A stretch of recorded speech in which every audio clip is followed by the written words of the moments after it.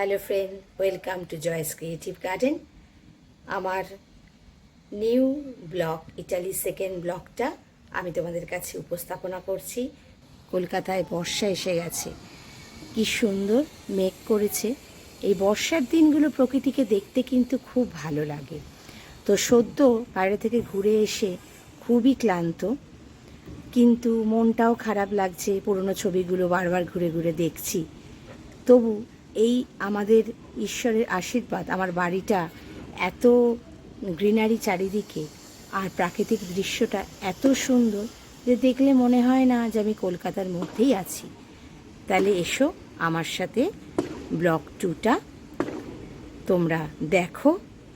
কোথায় গেলাম, প্রথম দিন কি করলাম, অবশ্যই সঙ্গে থাকো আর সাবস্ক্রাইব করতে ভুলো না।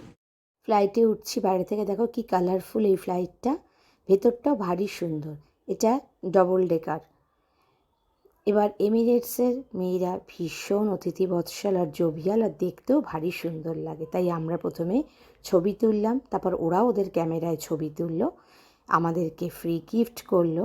আর দেখো কি সুন্দর ছবির ওপরের কার্ডটা। তারপরে একটু পরে গল্প কাচার পর খাবার এলো। ঈদ চলছে, তাই জন্য স্পেশাল সিমুই আর ওদের ম্যাঙ্গো আইসক্রিম অপূর্ব।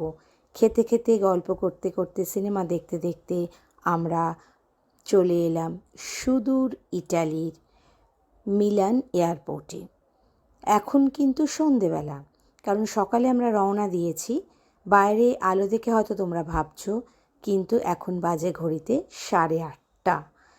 পশ্চিমের দেশগুলোতে একটু দেরি করে সন্ধে হয়, প্যারিসেও তাই। এই দেখো পিছনের দিকে কি সুন্দর সূর্য অস্ত যাচ্ছে, আর আমরা হেঁটে চলেছি। এখানেও কিন্তু হুইল চেয়ারের ব্যবস্থা নেই, তাই বাবাকে অনেকটা হাঁটতেই হলো। এবারে সব জায়গায় হুইল চেয়ার পাইনি, কিন্তু ঈশ্বরের আশীর্বাদে বাবা অনেকটা হেঁটেছেন। এবার আমরা এয়ারপোর্ট থেকে বেরিয়ে যাব আমাদের ইমিগ্রেশন করে, আর একটা গাড়ি ধরতে হবে, কারণ লাগেজগুলো আছে। লাগেজগুলো নিয়ে আমরা হোটেলের উদ্দেশ্যে রওনা দেব। আমার হাজব্যান্ড মেয়ে আগেই বেরিয়ে গেছে, আমরা আস্তে আস্তে হাঁটছিলাম। দেখো বাইরেটা এয়ারপোর্টের, এটা মিলান সিটিটা ইটালির, খুব সুন্দর।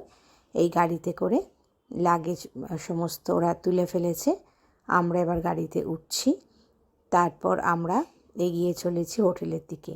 সবাই একটু খুব ক্লান্তই আছে, অনেকটা জার্নি, কিন্তু তবুও একটা নতুন দেশ দেখার আগ্রহ আনন্দ সবারই আছে।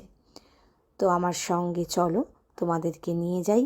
আমাদের হোটেলটা এয়ারপোর্ট থেকে একটু দূরেই ছিল। রাস্তাঘাট ইটালিতে ভীষণ সুন্দর, এত গ্রিনারি যে ভীষণ ভালো লাগছিল। আর ওরা ঐতিহ্যটাকে খুব ভালো করে মেনটেন করছে।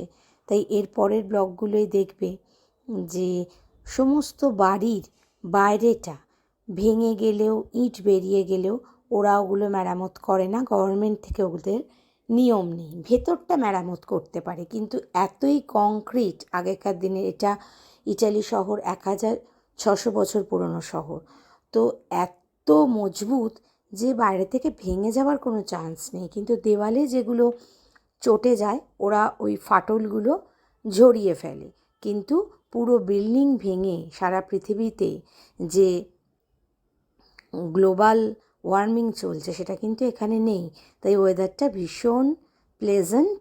তবে মিলান হচ্ছে ফ্যাশন ক্যাপিটাল, তো ইটালির মিলানে সমস্ত ফ্যাক্টরি আছে, বড় বড় জুতোর দোকান আছে, বড় বড় ড্রেসের দোকান আছে, কেন এটা হচ্ছে ফ্যাশন ক্যাপিটাল।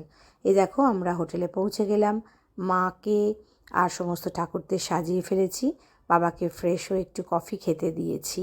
সঙ্গে থাকো, ব্লগ 3 নিয়ে শুরু করব নতুন ব্লগ।